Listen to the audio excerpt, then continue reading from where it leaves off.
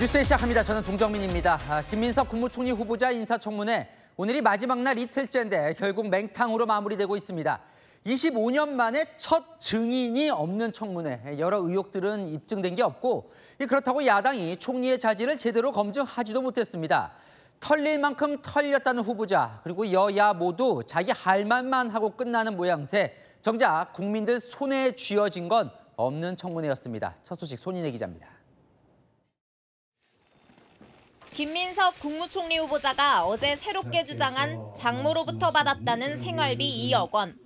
국민의힘은 증여세를 안 낸 게 아니냐 의심하며 세금 신고 내역을 요청했지만 자료는 오지 않았습니다.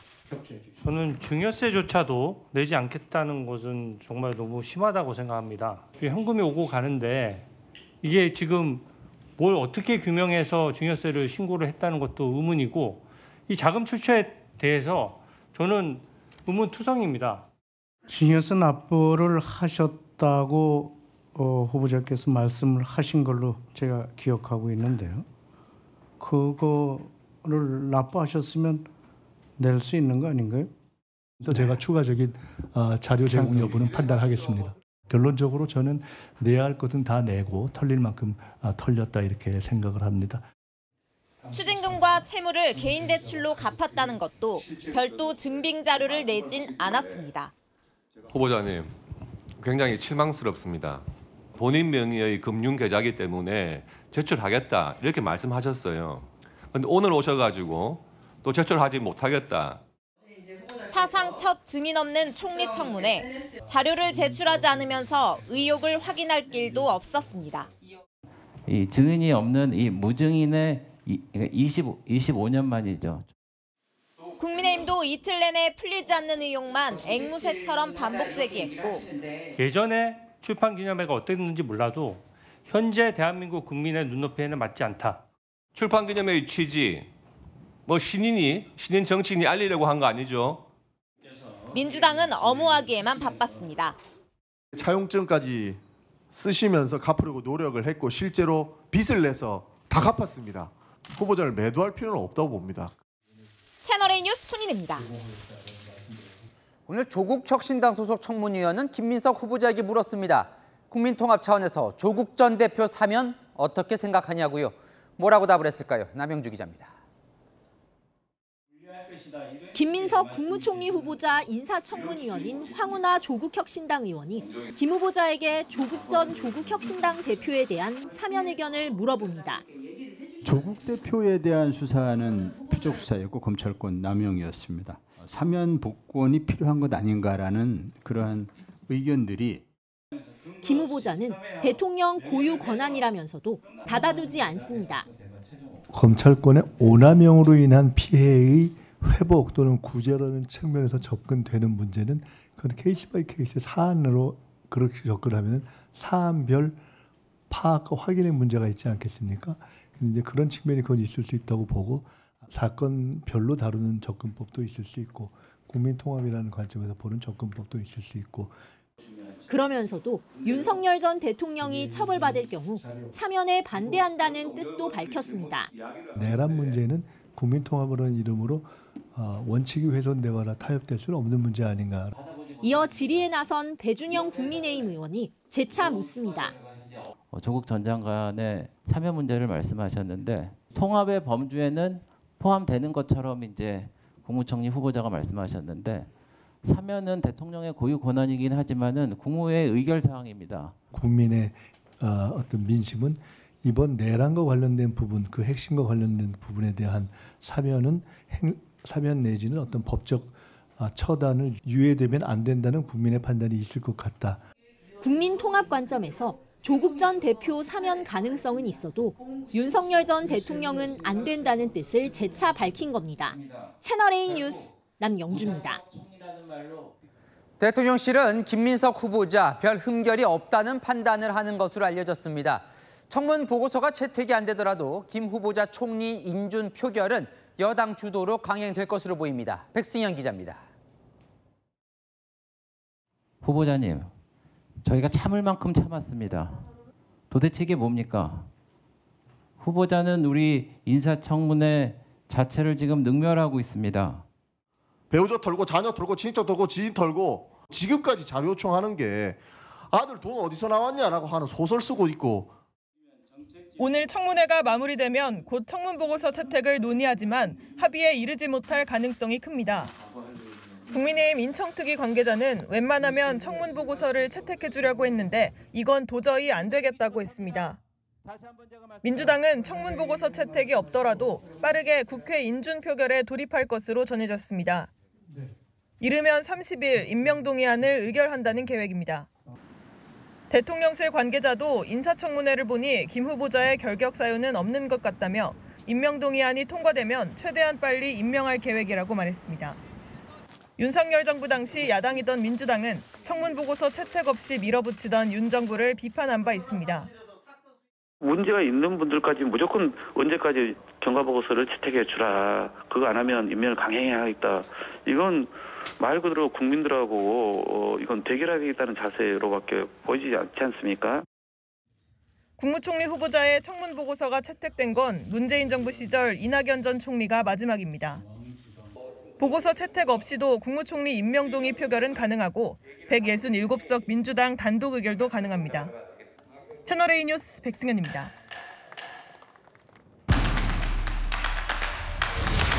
네, 정치부로 올해 출입한 이남희 선임 기자와 좀 알아볼 게 있습니다. 인사청문회를 이제 어제 오늘 했어요. 네. 야, 근데 완전히 검증 제로 맹탕 청문회라는 비판이 쏟아집니다. 그러니까요. 보니까 인사청문회의 본질은 도덕성과 자질 검증입니다. 김인석 후보자 청문회, 먼저 도덕성의 경우는요. 후보자가 자료를 안 냈습니다. 또 여야가 증인 채택조차 못해서 제대로 검증 안 됐습니다. 게다가요, 야당인 국민의힘은 신상파헤치기 주력하느라 제대로 자질도 따져묻지를 못했습니다. 국민의힘 어제 김 후보자가 국가 채무 비율 잘못 대답하는 걸 보고서야 그제서야 오늘 오후 정책 질문에 조금 더 주력을 한 상황이었습니다. 그런데 사실 또 돌이켜보면 인사청문회에서 뭔가 밝혀낸 걸 제가 본 적은 별로 없는 것 같아요. 최근에는 그런데요. 과거를 보면 이제 2000년에 도입이 됐잖아요. 김대중 정부 때 기억하시겠지만은 장상 총리 후보자가 부동산 투기 또 자녀 이중 국적 문제로 또 이어서 지명된 장대환 총리 후보자도 부동산 투기 등 논란으로 국회 인준 받지 못했었습니다. 그런데요, 25년간 정치권이 일종의 노하우 차곡차곡 쌓아왔습니다. 그래서 여야 상관없이 후보자가 인사청문회에 임하는 일종의 공식이 있습니다. 예전부터 가장 많이 해온 게 시간 끌기인데요. 야당이 더 공격할 준비 못하게 자료를 최대한 늦게 내는 겁니다. 후보자들 단골 멘트, 동앵커 기억하시겠지만 이거예요. 청문회 때 답하겠습니다. 그렇다 보니 김 후보자의 경우도 청문회 첫날 그동안 한 번도 언급하지 않았던 장모의 2억 원 지원 얘기를 들고 나와서 야당의 허를 찔렀죠. 그런데 앞서 낭만 사례도 좀 보여줬는데 갈수록 인사청문회가 별로 맹탕이 되는 것 같아요. 그러니까 새로운 악재들이 쌓이고 있기 때문입니다. 보실까요? 제가 십수년간 지켜봤는데 예전에는요. 늦게 주더라도 자료 제공하긴 했어요. 근데 점점 안 하는 추세입니다. 이유가 이겁니다. 개인정보니까 동의할 수 없다, 못 주겠다 이건데요. 김민석 후보자의 경우는 논란의 핵심이 재산 증식 어떻게 했냐였잖아요. 그런데 김 후보자 해명만 들어보면 수익과 지출 숫자는 대체로 맞아 보입니다. 하지만 자료를 안 냈죠. 증인도 없었죠. 그러니까 100% 확인됐다고 보긴 어려운 거죠. 네. 새로 등장한 게 또 있어요. 메신저도 공격해요, 이제. 그러니까요. 메신저 공격, 그러니까 후보자 검증하는 자리잖아요. 그런데 공격수인 청문위원 검증하는 계속 주객전도인 상황이 벌어지고 있는 겁니다. 어제에 이어서 오늘도요. 전용기 민주당 의원의 경우 청문회에서 이제 주진우 국민의힘 의원 개인 유튜브 영상을 계속 띄웠습니다. 이 주 의원 SNS 발언 두고서 면책특권 해당 안 합니다 하면서 저격을 한 겁니다. 그래서 국민의힘에서는 주진우 청문회냐 이런 반응도 나왔습니다. 네. 검증이 어려워진 또 다른 이유가 있다면서요? 자, 이번에 김 후보자 청문회 증인, 참고인 0명이죠. 저도 이런 사례 처음 봤습니다. 오죽하면 이종배 인사청문특위위원장도요. 참 인사청문회 도입 2000년 이후 됐는데 한 번도 증인이 없었던 적이 없었다라고 한탄을 했습니다. 민주당 내에서도 비판이 나왔거든요. 홍익표 전 의원이 이렇게 얘기를 했습니다. 증인, 참고인 없어도 가능하다는 나쁜 선례를 남겼다고요. 그렇다고 국민의힘 의원들도 제대로 따져묻지도 못하는 것 같던데 이거 어떻게 해야 됩니까? 근데 지난 정부, 그러니까 진보 정부, 보수 정부 할 것 없이 하는 얘기가 있어요. 가족 신상까지 모두 털리는 이 청문회 부담스러워서 진짜 꼭 필요한 인재, 장관 제의 거부한다 이겁니다. 그래서 민주당이 하려는 게요. 도덕성 검증은 비공개로 또 역량 검증은 공개로 하는 인사청문회법 개정을 서두르겠다고 합니다. 최근에 김병기 민주당 원내대표가 지난 주말에 이재명 대통령과 그 지도부 오찬 회동을 가질 때도 이 얘기를 했다고 하는데요. 하지만 비공개로 하면은 도덕성 검증 제대로 될까 이런 우려도 있습니다. 그러니까요. 지금도 제대로 검증 안 된다는데 네. 어떻게 해야 돼요? 일단은 공직자가 고의로 자료 제출 지연하거나 거부하는 거 막는 자료 제출 강화법이 필요하겠죠. 그리고 증인 채택 무산을 막는 조치도 필요해 보입니다. 네, 잘 들었습니다. 아는 기자 이남희 선임 기자였습니다. 이재명 정부에서 유일하게 유임된 송미령 농림축산식품부 장관, 양곡관리법 개정에 반대했다면서 민주당과 농민단체 비판을 받고 있죠. 오늘 국회에 출석해 지난 정부 때 그 발언을 사과했습니다. 이재명 정부의 국정 철학에 맞춰 전향적으로 재검토하겠다고요. 윤석열 정부 평가를 물었는데 뭐라고 답을 했을까요? 이서영 기자입니다. 국회에 출석해 두 손을 모으고 앞을 응시하는 송미령 농림축산식품부 장관. 농망법 얘기가 나오자 침을 한번 삼킨 뒤 가슴에 손을 얹으며 사과의 뜻을 전했습니다. 현장에 계신 농업인들 입장에서 상당히 마음 아프게 느끼셨을 거다. 표현이 좀 거친 표현으로 된 것에 대해서는 사과 말씀을 드린다. 지난해 11월 윤석열 정부 땐 민주당이 추진한 양곡관리법을 농업이 망하는 법안이라고 표현했었습니다. 농망사법이라고 제가 말씀을 드린 것은 우리 농업의 미래를 망치는 4가지 법률이기 때문에 농망법이 아닌 희망법으로 만들겠다고 강조했습니다. 사퇴는 없다는 뜻을 분명히 했습니다. 일말의 양심이 있다면 사퇴하십시오. 제가 마지막 날까지 최선을 다하겠습니다. 윤석열 정부의 농정에 대해 몇 점을 주느냐는 질문엔 말을 아꼈습니다. 윤석열 정부의 농정에 대해서 10점 만점에 대해서 몇 점 주느냐에 대해서 우리 농림부 장관께서는 9점을 주셨거든요. 지금은 어떻게 생각하세요? 의원님, 그거는 제가 평가 지금 하기는 좀 어렵다고 생각합니다. 송 장관은 향후 농민들과 만나 직접 사과하는 자리도 만들 예정입니다. 채널A 뉴스 이서영입니다. 자, 그럼 입장이 바뀐 송미령 장관을 향한 여야 의원들 반응은 어땠을까요? 소신을 버렸다, 기회주의자다, 국민의힘 의원들의 비판이 쏟아졌고 농민단체 사이에선 죽 써서 개 줬다는 말까지 나왔습니다. 정현주 기자입니다.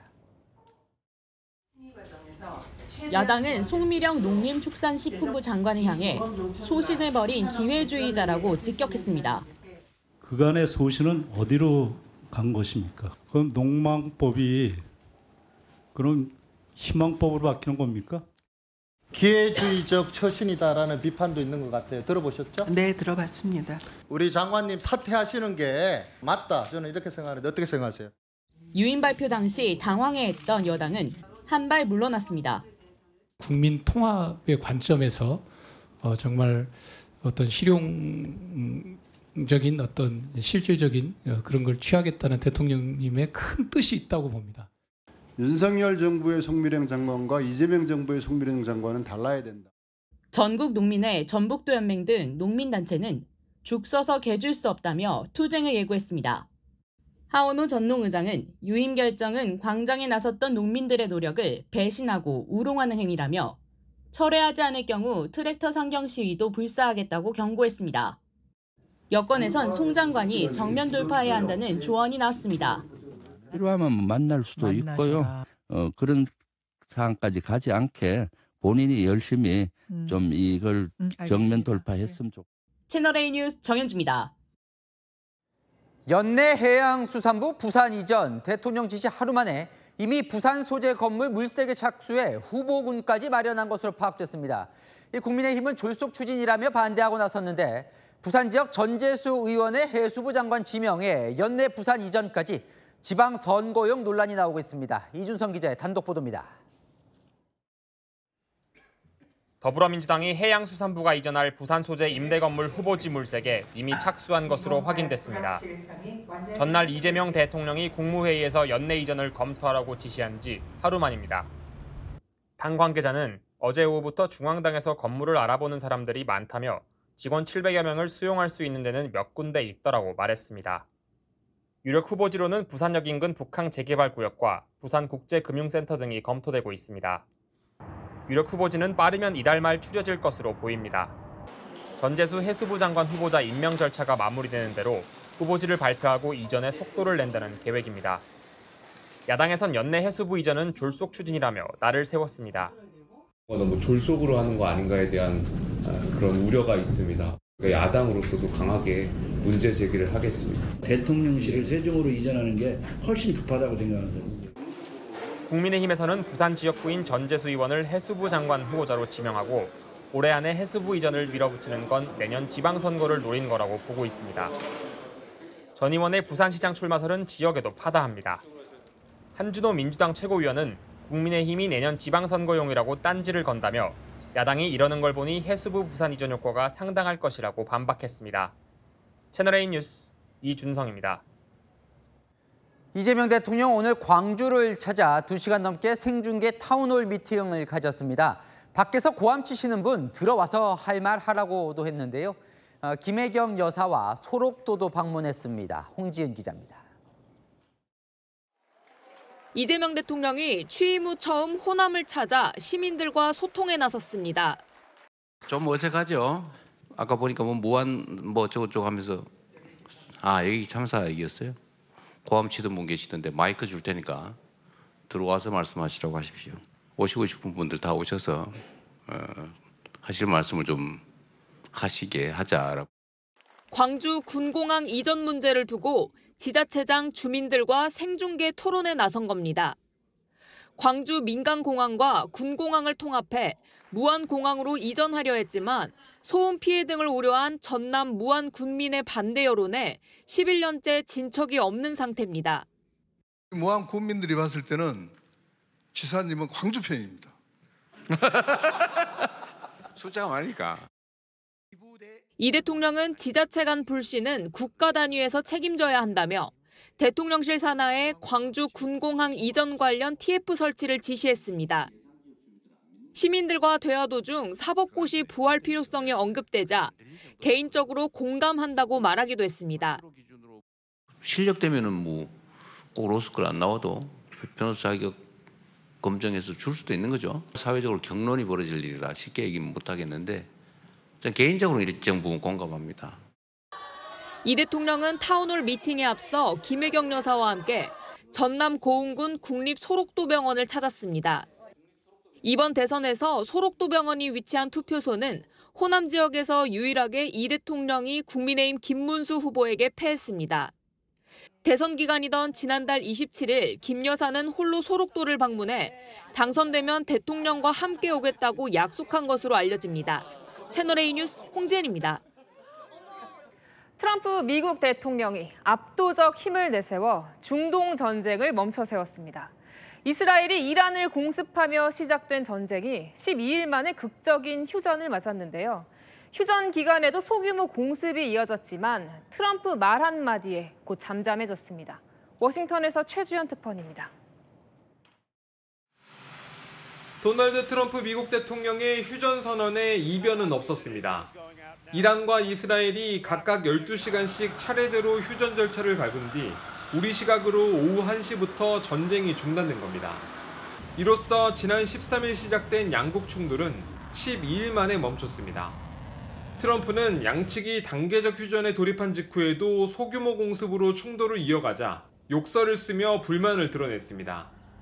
Two countries that have been fighting so long and so hard that they don't know what the f they're doing. 그러면서 현지 시각 어제 오전 8시 30분쯤에는 휴전은 이제 발효됐다, 위반하지 말라며 SNS로 엄중 경고를 했고 그로부터 약 19시간 반 뒤 전쟁은 끝났다는 스티브 위트코프 중동 특사의 인터뷰 게시글을 추가하는 등 재차 휴전을 못 박은 겁니다.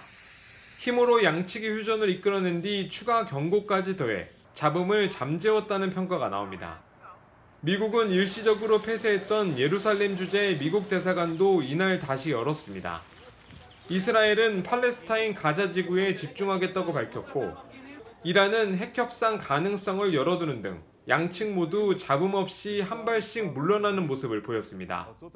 다만 이번 휴전이 얼마나 오랫동안 유지될 수 있을지 우려의 목소리도 나옵니다.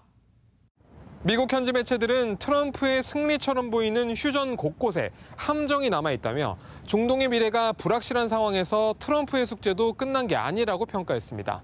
워싱턴에서 채널A 뉴스 최주현입니다. 휴전을 알리곤 곧장 유럽으로 날아간 트럼프 대통령은 북대서양 조약기구 나토 정상회의에서 최강대국의 달라진 위상을 드러냈습니다. 이어서 김민곤 기자입니다. 유럽 각국 정상들과 함께 원형 테이블에 앉은 도널드 트럼프 미국 대통령.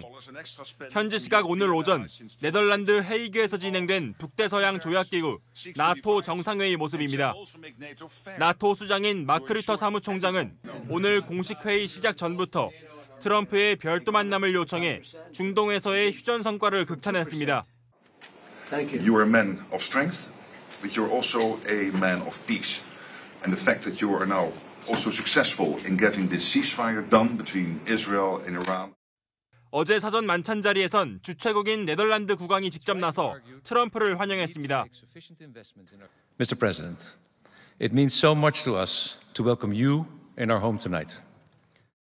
만찬장에서도 트럼프는 한가운데 가장 중요한 테이블에 앉는 예우를 받았습니다. 마크 류터 사무총장과 주최국의 국왕에 더해 친 트럼프 성향의 조르자 멜로니 이탈리아 총리나 레제프 에르도안 튀르키예 총리 등 코드가 맞는 인사들과 함께 앉도록 조율된 겁니다. 나토는 국내 총생산 GDP의 5%를 국방비로 쓰라는 트럼프의 요구도 사실상 그대로 받아들였습니다. So let me salute President Trump's long-standing leadership in calling for NATO to increase defense spending. AP통신은 트럼프는 나토 회의에서 자신의 취향에 더욱 맞춰진 동맹을 마주했다고 평가했고 영국 BBC는 이번 주 트럼프의 격동적인 행보는 승리로 마무리됐다고 보도했습니다. 채널A 뉴스 김민곤입니다. 네, 다음 소식입니다. 약물을 복용한 상태에서 운전한 혐의를 받는 방송인 이경규 씨가 어젯밤 경찰 조사를 받았습니다. 이 씨는 처방약을 먹고 운전을 하면 안 된다는 걸 몰랐다며 자신의 부주의였다고 해명했습니다. 최다희 기자입니다. 방송인 이경규 씨가 조사를 마치고 경찰서 밖으로 나옵니다. 약물운전 혐의로 입건된 이 씨는 공황장애로 처방받은 약을 복용했다고 경찰 조사에서 진술했습니다. 모르고 한 일이지만 변명의 여지가 없다고 혐의를 인정했습니다. 먹고 있는 약들 중에서 그런 계통의 약이 있다면 몸이 좀 안 좋으면 운전을 조금 자제하는 것이 좋지 않을까 하는 말씀드리고 제 자신도 앞으로 주의하도록 하겠습니다. 이 씨는 지난 8일 서울 강남구 건물에서 주차관리 직원이 실수로 건네준 남의 차를 직접 운전했습니다. 차량 절도 신고를 받고 출동한 경찰이 이 씨를 상대로 한 간이검사에서 약물 양성 반응이 나왔고 이후 정식 검사에서도 양성 반응이 나왔습니다. 경찰은 이 씨에게 도로교통법 위반 혐의를 적용해 검찰에 넘기는 방안을 검토 중입니다.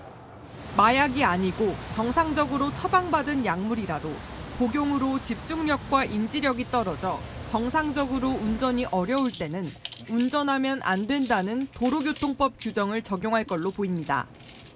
다만 이 씨가 처음 적발돼 검찰 단계에서 기소를 유예하는 등 재판이나 처벌까지는 이어지지 않을 수 있다는 전망도 나옵니다. 채널A 뉴스 최다희입니다. 네, 지난달 서울 지하철 5호선 열차 안에 불을 지른 60대 방화범에게 검찰이 살인미수 혐의를 추가로 적용해 재판에 넘겼습니다. 승객 160명을 살해하려 시도했던 겁니다. 긴박한 모습이 담긴 열차 내부 영상도 공개됐습니다. 송채은 기자입니다. 달리는 전철 안에서 모자를 쓴 남성이 가방에서 인화물질이 든 통을 꺼냅니다. 뚜껑을 열더니 바닥에 쏟습니다. 놀란 승객들이 옆 칸으로 급히 몸을 피합니다. 미끄러워진 바닥 때문에 승객이 잇따라 넘어지는 모습도 보입니다. 남성이 쪼그려 앉아 휴대용 토치로 불을 붙이자 시뻘건 불길이 순식간에 열차를 가득 채웁니다. 불길이 치솟은 순간부터 객차가 시커먼 연기로 가득 찰 때까지 걸린 시간은 불과 10초. 처음 불이 시작된 칸에서 겁에 질린 승객들이 밀려오자 옆 칸 승객들도 연쇄적으로 다음 칸으로 이동하고 곳곳에서 부딪히고 넘어지는 상황이 벌어집니다. 막다른 칸에서 코와 입을 막고 고통스러워하던 승객들은 열차가 멈춰서자 출입문을 열어젖히고 밖으로 탈출합니다. 지난달 운행 중인 서울 지하철 5호선 열차에 불을 지른 60대 남성 원모 씨를 재판에 넘기면서 검찰이 공개한 영상입니다. 검찰은 원 씨에게 기존 방화 혐의 외에 살인미수 혐의를 추가했습니다. 사전에 범행 장소를 답사하는 등 계획범죄 정황을 포착한 겁니다. 남성은 범행 전날 가방에 인화물질을 넣고 이곳 회원역을 비롯한 서울 시내 11개 지하철역을 배회하며 범행 장소를 물색했습니다.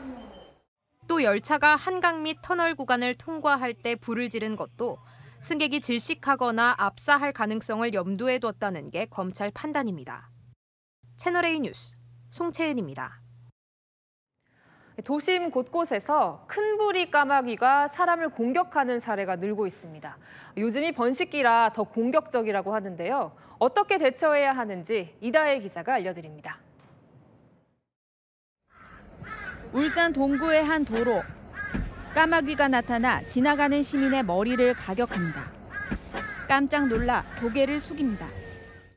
국내 까마귀류 중 가장 큰 큰부리 까마귀로 크기만 50cm가 넘습니다. 야생에서 사는 텃새지만 도심으로 서식지가 넓어지면서 사람을 공격하는 사례도 늘었습니다. 서울 구로구의 한 아파트 단지에서도 까마귀 민원이 쇄도했습니다. 그냥 이렇게 걸어오는데 요 뒤에서 그냥 막 지나가서 깜짝 놀랐지 나는. 어깨 있는 데에서 싹 지나갔다. 지난달에는 119 대원도 출동했지만 뾰족한 수는 없었습니다. 올라갈 수가 없습니다. 그리고 또 새끼가 있으니까 그게 손을 안 대려고 그러더라고요. 큰부리 까마귀는 번식기인 3월부터 공격성이 나타나고 새끼가 둥지를 떠나는 5월부터 7월 사이 심해집니다. 나무 위에 보이는 게 큰부리 까마귀 둥지입니다. 이렇게 사람들이 다니는 길가와 가깝게 있는데요. 최대한 빨리 지나가고 공격한다면 우산을 펼치거나 가방으로 머리를 보호해야 합니다. 새끼를 지키려 공격할 수 있는 만큼 새끼를 보면 피해야 하고 막대기나 팔을 휘두르는 행동은 오히려 더 자극할 수 있습니다. 또 먹이를 찾을 수 있는 공용 쓰레기통은 뚜껑을 닫아놓는 게 좋습니다. 채널A 뉴스 이다혜입니다. 네, 우리나라에선 모이총기라 하더라도 위력이 기준치보다 세면 불법인데요. 유리잔을 깰 정도로 강력하게 개조된 모이총기가 적발됐습니다. 얼마나 위협적인지 홍지혜 기자가 취재했습니다. 모이권총을 콜라캔에 조준하고 방화쇠를 당기자 구멍이 뚫리고 음료가 뿜어져 나옵니다. 이번엔 음료가 담긴 와인잔을 향해 발사하자 순식간에 유리가 깨져나갑니다.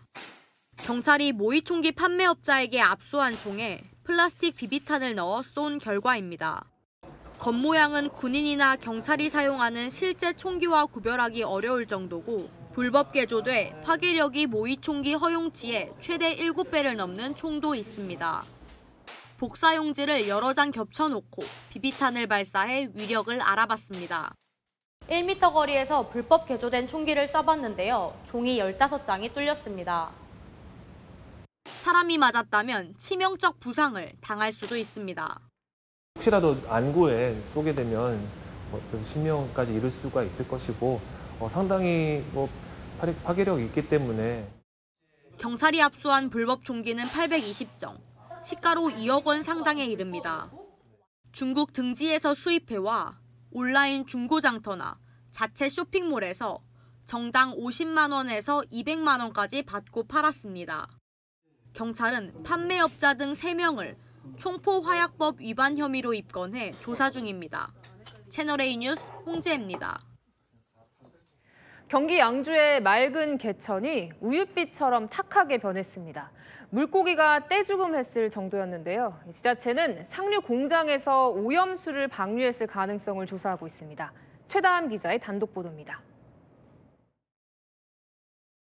맑았던 개울물이 삽시간에 새하얀 우유빛으로 바뀝니다.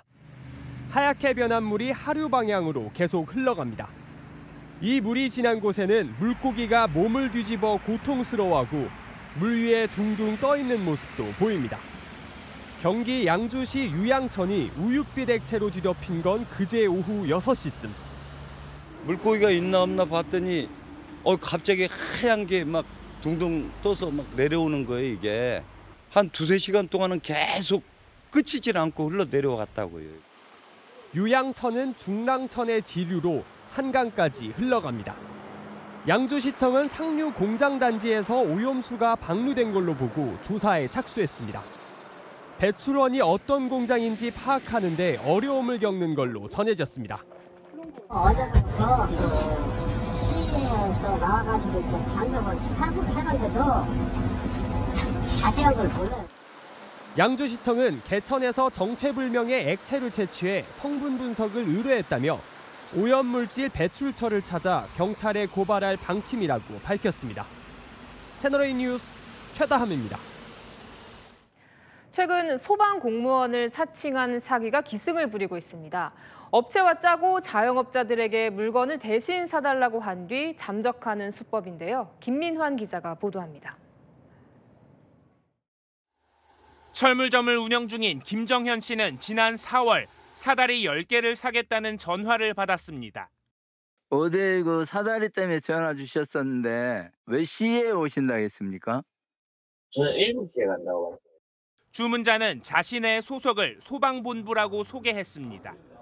부서가 어느 부서라고 하셨죠? 저희 소방본부입니다. 신입대하고 교육나고 소방본부예요. 어디 강릉에 있는 겁니까? 네네 맞아요.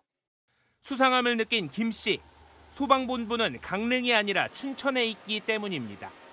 춘천에 있는 소방본부에 전화를 해가지고 물어봤어요. 그래서 이제 그런 게 없다 해가지고 거절을 했죠. 최근 소방공무원을 사칭한 사기 시도가 늘고 있습니다. 사칭 건수는 올해만 244건, 한 달 새 4배 가까이 늘었습니다. 그중 27건은 실제 피해로 이어져 피해액만 5억 원이 넘습니다. 주요 수법은 물건을 대신 구매해달라고 요청하는 겁니다. 사칭범과 A 업체는 한 통속으로 피해 업체가 돈을 내고 주문하면 함께 잠적합니다. 보통 조달청에다가 계약 의뢰를 보통 하고 있습니다. 이렇게 개별적으로 어느 업체에다가 이렇게 공문을 보내서 발주를 내는 경우는 거의 없습니다. 소방청은 수상한 전화를 받으면 반드시 소방기관에 확인하라고 당부했습니다. 채널A 뉴스 김민환입니다. 아이들 놀거리에 너무 둔감합니다. 초등학생 장난감에 실제 주삿바늘이 들어있는가 하면 학교 앞에는 게임에서 이기면 돈을 주는 사행성 오락기도 버젓이 운영되고 있었습니다. 강경모 기자가 취재했습니다. 파란색 얼굴 인형에 볼록 튀어나온 부분을 손으로 짜냅니다. 하얀색 알갱이가 톡 튀어나옵니다. 요즘 초등학생들에게 인기 있는 외계인 여드름짝이 장난감입니다. 그런데 실제 주삿바늘도 장난감에 들어 있습니다. 주삿바늘을 이용해 인형에 이물질을 넣는 겁니다. 뾰족한 주사기가 장난감인 건 상식적이지도 않을 뿐더러 놀이의 모습도 매우 혐오스럽거든요. 초등학교 앞 문구점과 무인매장, 온라인상에서 별다른 제한 없이 유통되고 있습니다. 바늘에 찔릴 위험성도 있지만 주삿바늘이 인체에다가 삽입하고 이런 거를 하는 모습이 사실은 마약을 하는 것까지 연상이 돼서 경악스러웠어요.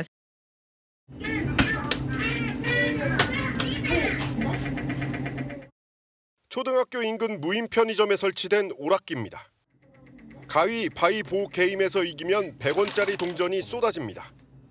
신고를 받고 출동한 경찰은 사행행위 처벌에 관한 특례법 위반 혐의로 30대 업주를 입건했습니다.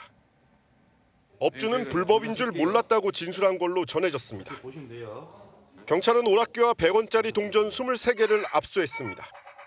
채널A 뉴스 강경모입니다. 올해 들어 서울 집값이 무섭게 치솟고 있습니다. 6년 9개월 만에 최대 상승폭인데요. 자, 그러자 이 정치권이 니탓 공방을 시작했습니다. 윤석열 정권 탓이다. 이재명 정부 탓이라고요. 조민기 기자입니다. 서울 성동구의 아파트 단지. 전용 면적 84제곱미터짜리가 지난달 20억 원에 거래됐습니다. 같은 평수 아파트가 18억 3천만 원에 거래됐는데 2달 만에 1억 7천만 원이 오른 겁니다. 서울의 부동산이 요동치고 있습니다.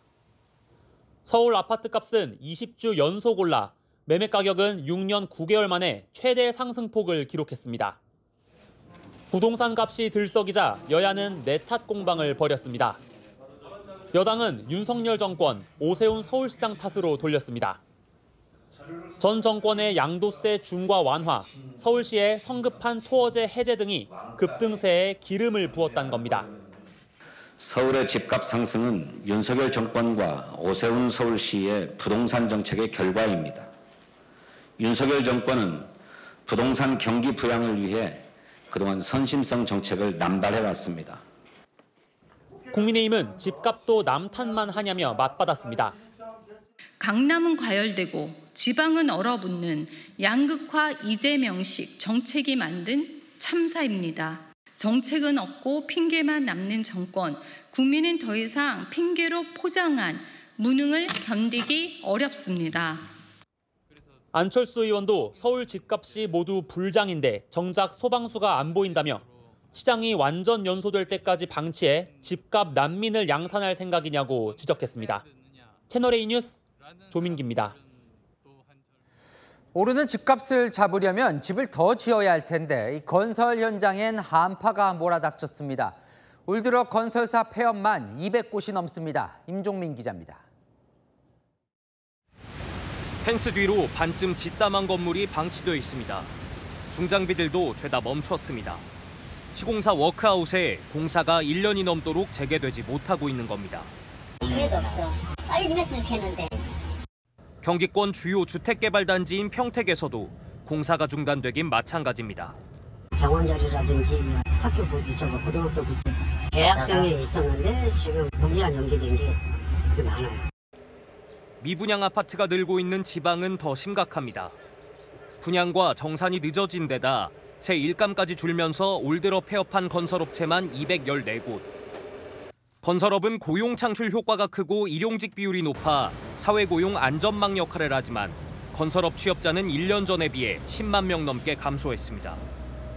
숙련공들조차 일을 찾지 못하고 있는 실정입니다.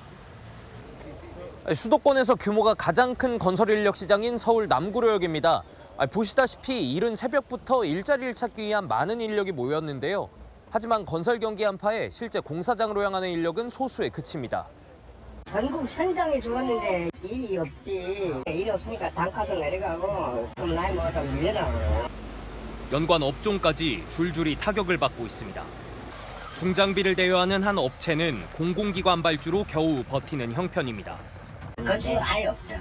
경기가 그만큼 없기 때문에 관공서 이제 뭐 학교라든가 그런 거 외에는 거의 없어요. 공사장 인근 식당과 부동산을 전문으로 하는 광고업체들은 아예 일감이 끊겼습니다.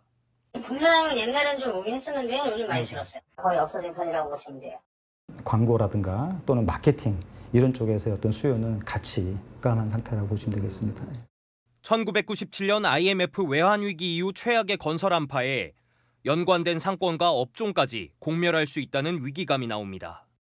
채널A 뉴스 임종민입니다. 너무 비싼 집값을 버티지 못한 서울 시민들의 탈서울 행렬이 이어지고 있습니다. 지난 2달 동안 7,400명이 서울을 빠져나갔습니다. 안건우 기자가 취재했습니다. 퇴근길 버스 정류장엔 서울에서 일을 마치고 집이 있는 경기도로 가려는 사람들이 줄지어 서 있습니다. 서울을 떠나 경기도로 집을 옮긴 이후로 서울 집값을 들었습니다. 격차가 너무 커졌기 때문에 이게 좁혀지는 거는 쉽지 않을 것 같아요. 강남 3구와 마용성을 거쳐 서울 전역에서 아파트값이 들썩이자 내 집 마련을 위해 수도권 외곽으로 떠나는 이들이 늘고 있습니다. 실제 서울 인구는 2달 연속 3,000명 넘게 순유출됐습니다. 지난 2달간 7,400명이 서울을 떠난 겁니다. 이 기간 인천과 경기로 순유입된 인구는 12,000명에 달합니다. 수요자들이 상대적으로 저렴한 수도권 요지로 옮기고 또 이곳에 사는 주민들은 더 외곽으로 밀려나는 도미노 현상이 작년 한 해 동안 서울 거주자가 매입한 경기도 아파트는 17,000채로 재작년보다 27% 늘어났습니다. 경기도의 경우 출퇴근할 수 있고 서울에 비해 값싼 새 아파트가 많아 30대 실수요자에게 인기가 높습니다. 서울 아파트값 중위 가격은 지난 4월 처음으로 10억 원을 넘겼습니다. 서울에 근근히 살았더라도 얼마 못 버티고 다시 이쪽으로 오지 않았을까 생각을 합니다. 서울 부동산 불장이 계속되면서 탈서울 행렬은 올해도 이어질 전망입니다. 채널A 뉴스 안건우입니다. 끝이 보이지 않던 저출산의 늪, 희망의 빛이 보이고 있습니다. 출생아 수가 34년 만에 역대급 증가율을 보였습니다. 출산에 대한 인식도 긍정적으로 바뀌고 있습니다. 김태우 기자가 보도합니다. 결혼 7년 차인 직장인 홍기 씨는 첫째 딸 출산 뒤 3년 만인 지난해 아들을 얻었습니다. 치솟는 집값과 물가에 가족 계획이 쉽지 않았지만 회사의 출산 지원 정책과 아파트 청약제도 등 국가 지원 체계에 마음을 바꿨습니다. 주거비에 대한 부담이 커서 아이 낳는데 망설이는 것 같아요. 회사에서 또 1억을 주신다는 얘기를 듣고 둘째가 생겼고요. 집을 좀 키워나가는데 좀 쓰려고. 코로나19 이후 혼인이 꾸준히 늘어나면서 출산도 덩달아 증가하고 있습니다. 지난 4월 기준 출생자 수는 총 2717명으로 전월보다 8.7% 늘어났는데요. 34년 만에 역대급 증가율을 기록했습니다. 출산율도 덩달아 올라 지난해 합계 출산율이 0.75명으로 2015년 이후 9년 만에 처음으로 반등했습니다. 통계청은 상대적으로 인구가 많은 90년대생인 30대 초반 여성들의 출산이 크게 늘어난 영향이라고 분석했습니다. 국민 설문조사 결과 자녀가 있어야 한다고 응답한 비율은 지난해보다 10%포인트 가까이 늘었습니다. 다만 인구가 적어지는 2000년대생이 결혼 및 출산할 시기가 되면 겨우 오른 출산율이 다시 하락할 수 있다는 지적이 나옵니다. 전문가들은 장기적인 안목에서 양육비와 일자리, 주거비 등 사회복지 제도를 전반적으로 개선해 나가야 한다고 말합니다. 채널A 뉴스 김태우입니다. 네, 지난 닷새 동안 일본 규슈 남쪽에서 400번 넘는 지진이 발생했습니다. 과거 동일보 대지진을 예측한 한 작가가 언급한 대재해 시기와 겹치면서 불안감은 더 커지고 있는데요. 실제 가능성이 있는 건지 송진섭 기자가 취재했습니다. 일본 규슈 가고시마현에서 남쪽으로 약 200km 떨어진 곳에 위치한 인구 600명 규모의 낙도 도카라 열도. 최근 5일간 이 지역에서 크고 작은 지진이 무려 400번 넘게 발생했습니다. 도카라 열도는 지각 활동이 활발한 화산군에 속해 있는데 이를 감안하더라도 하루 평균 80차례 넘는 지진은 이례적입니다.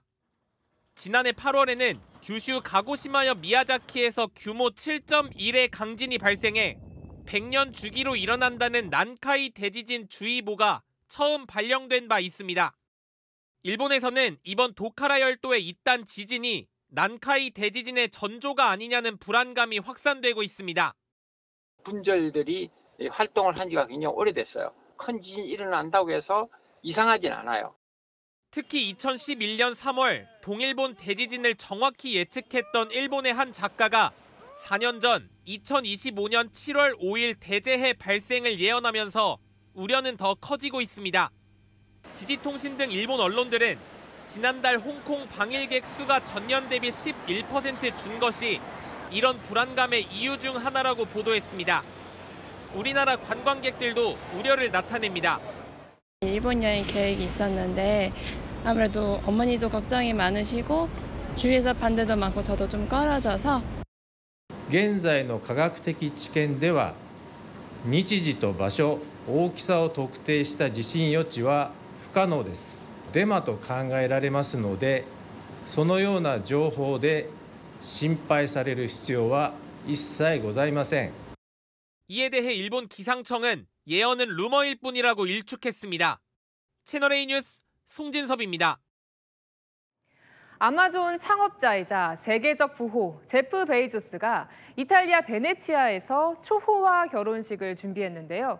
현지 주민들의 반대에 결국 장소를 바꿨습니다. 어떤 일이 있었는지 문예빈 기자가 전해드립니다. 고대 건축 유적으로 유명한 이탈리아 베네치아 산마르코 광장. 시민 수십 명이 광장 한복판에 몰려들더니 커다란 흰색 천을 펼칩니다. 베네치아를 빌릴 돈이 있다면 세금이나 더 내라며 전자상거래 업체 아마존 CEO 제프 베이조스 규탄 시위가 열린 겁니다. 곳곳에 베이조스 이름 위에 붉은색으로 X 표시가 돼 있고 베이조스를 위한 자리는 없다는 규탄 문구도 보입니다. 베이조스가 내일부터 사흘 동안 베네치아의 한 궁전에서 결혼식을 열겠다며 베네치아 도심을 통제하려 하자 비난이 쏟아진 겁니다. We think that one big billionaire can't rent a city for his pleasure. 특히 도널드 트럼프 미국 대통령의 장녀 이방카를 포함해 베이조스의 약혼녀와 함께 우주여행을 했던 가수 케이티 페리, 방송인 오프라 윈프리 등 유명 인사 200여 명이 참석하면서 관광객 급증에 따른 지역 주민들의 반발도 거세지고 있습니다.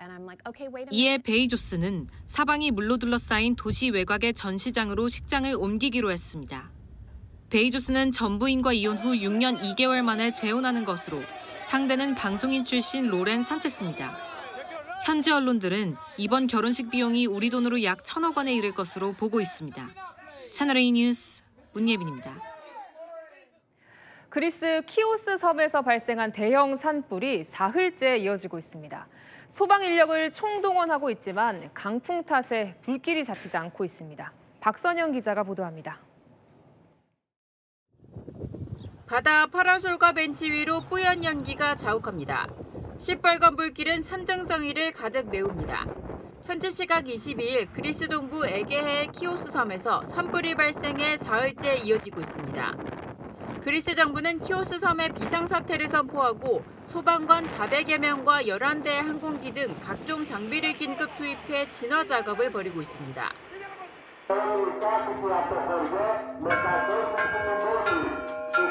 하지만 강한 바람 탓에 불길은 쉽게 잡히지 않고 있습니다. 외신에 따르면 현재까지 불에 탄 면적은 약 2,500헥타르, 축구장 3,500개에 달하는 규모입니다.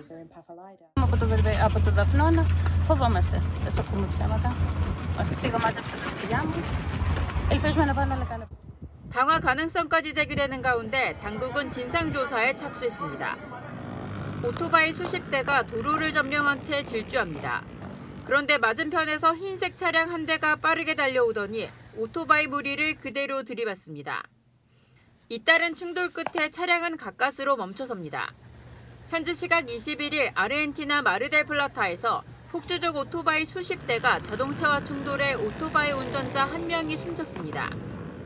현지 보도에 따르면 오토바이 무리들이 역주행을 해 사고가 난 것으로 알려진 가운데 현지 당국은 사고 원인을 조사 중입니다. 채널A 뉴스 박선영입니다. 어제 내란 특검이 윤석열 전 대통령 체포영장을 청구했죠. 법원이 고심 중인데요.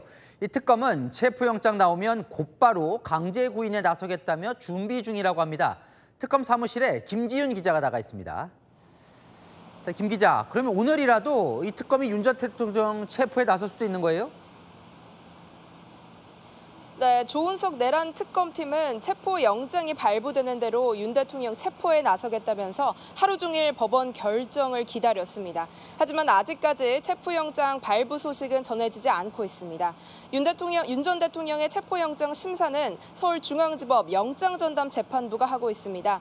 영장을 청구한 지 만 하루가 넘도록 결과가 나오지 않자 특검은 발부와 기각 모든 가능성을 열어놓고 법원의 결정에 촉각을 곤두세우고 있습니다.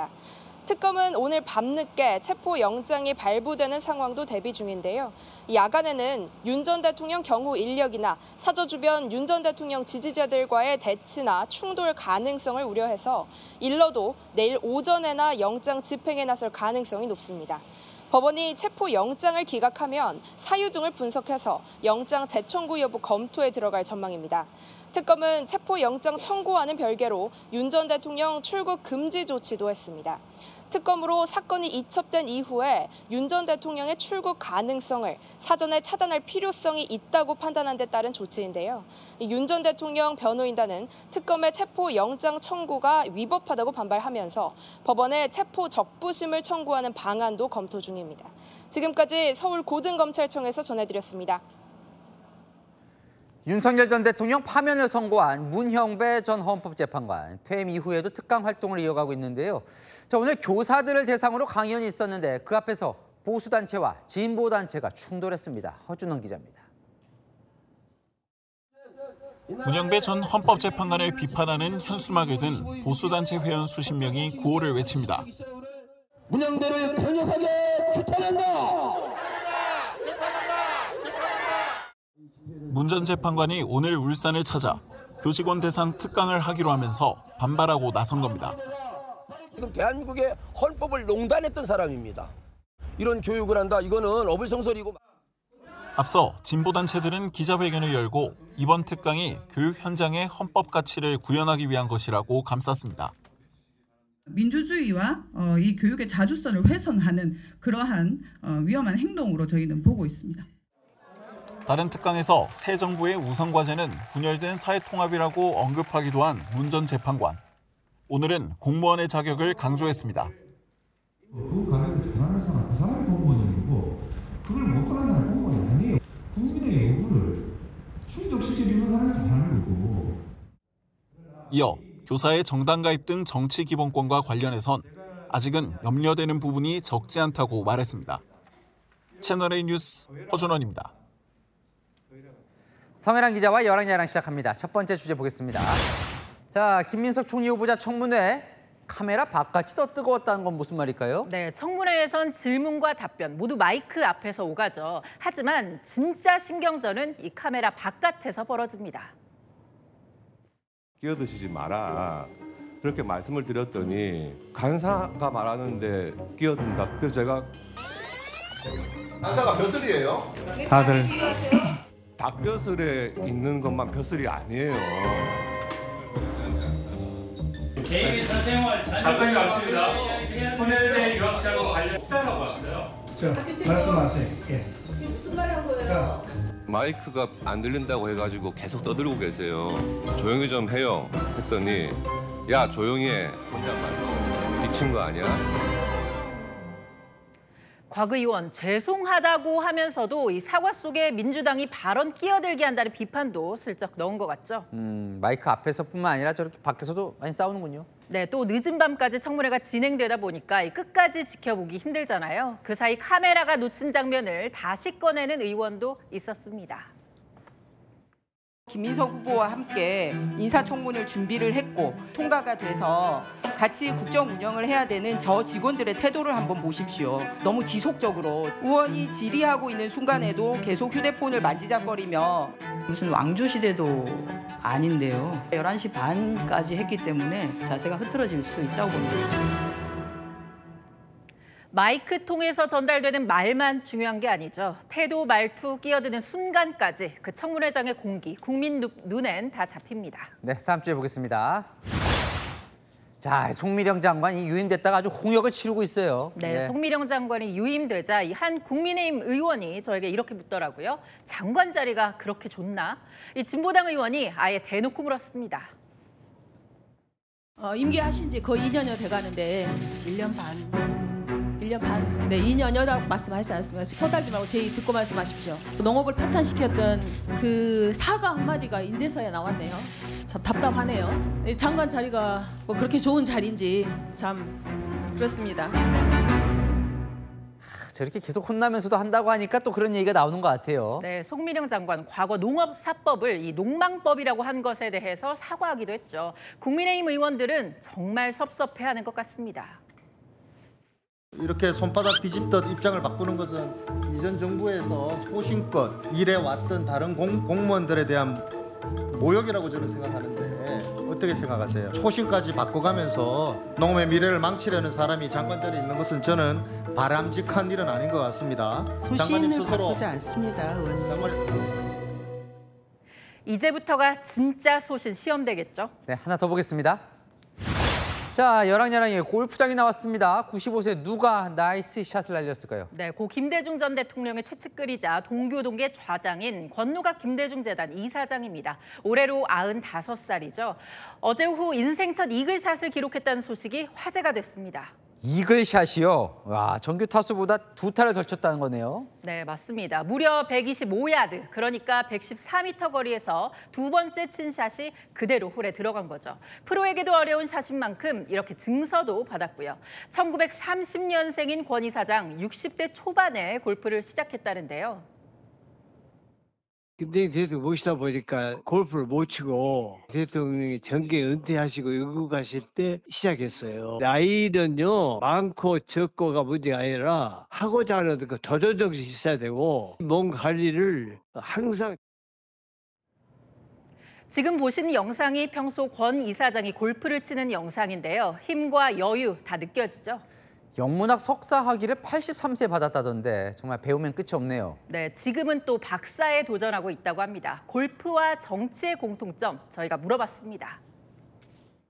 정치도 첫째 마음을 비워야 돼요. 상대방을 배려해주고 여유 있게 이야기할 수 있는 기회를 주고, 골프도 상대방한테 이기겠다면 더 안 돼요. 자기 자신의 능력을 발휘하기 위한 연구, 정치도 마찬가지예요. 정치권도 힘 빼고 여유 있게 나이스한 협치 보여줬으면 합니다. 네, 지금까지 야랑야랑이었습니다. K-팝 아이돌들이 주인공으로 나오는 애니메이션이 돌풍을 일으키고 있습니다. 한국적 색채를 진하게 담아내 공개와 동시에 40여 개 나라에서 인기를 끌고 있는데요. 그런데 이 작품을 두고 중국 문화를 훔쳤다는 억지 주장이 나오고 있습니다. 김호영 기자입니다. 3인조 여자 아이돌이 악기를 물리친다는 애니메이션 K-팝 데몬 헌터스입니다. 남산타워 아래서 공연하고 한강이 보이는 펜트하우스, 지하철이 지나는 청담대교 등 서울이 배경입니다. 만원 지폐에도 있는 1월 오봉도가 콘서트 무대 배경으로 깔리고 호랑이와 삿갓 쓴 저승사자 같은 한국 전통 문화도 곳곳에 녹아들어 있습니다. 지난 20일 넷플릭스 공개 후 41개 나라에서 1위를 달리며 세계적 돌풍을 일으키고 있습니다. 한국계 캐나다인 매기강 감독이 연출했고 배우 이병헌과 김윤진 등이 더빙, 트와이스가 OST까지 불러 한국적인 색채를 더했습니다. Korean, I've always wanted to see Korean culture represented in feature animation. The K-pop of it all was actually the last ingredient added in. 그런데 중국이 딴죽을 걸고 있습니다. 일부 네티즌들이 중국적 요소가 많이 들어가 있다며 표절일지 모르겠다고 주장하고 있는 겁니다. 문제 삼는 건 기와집이나 전통 매듭, 한약, 호랑이 같은 것들입니다. 중국은 지난해 패션 브랜드 팬디가 한국의 매듭장인 김은영 씨와 협업해 내놓은 핸드백도 문화 도용이라며 발목을 잡기도 했습니다. K 콘텐츠의 세계적 흥행 속에 한국의 문화 뿌리는 중국이란 중국의 억지 주장이 계속되고 있습니다. 채널A 뉴스 김호영입니다. 중부와 경북은 비가 내렸다 그치기를 반복하고 있습니다. 일부는 내일 오전까지 이어지는 곳도 있는데요. 양은 5에서 10mm로 많지는 않겠습니다. 내일 비가 그치면 장마가 소강 상태에 들 텐데요. 다만 오후에 강원 영서는 소나기가 조금 지나겠습니다. 모레까지 장마가 잠시 쉬어가다가 토요일 다시 전국에 비가 시작되겠고요. 다음 주 초까지 중부지방에 비가 길게 이어집니다. 비가 그치며 내일은 낮 기온이 다시 오릅니다. 서울 28도로 오늘보다 6도가량 높겠습니다. 당분간 평년 기온을 조금 웃도는 무더운 날씨가 이어집니다. 내일 아침 기온은 서울과 강릉 21도에서 출발하고요. 한낮에 내륙은 30도 안팎으로 덥겠습니다. 청주 28도, 광주와 대구 29도 예상되고요. 낮 동안 강한 자외선에 주의가 필요합니다. 날씨였습니다. 뉴스에 마칩니다. 시청해주셔서 감사합니다.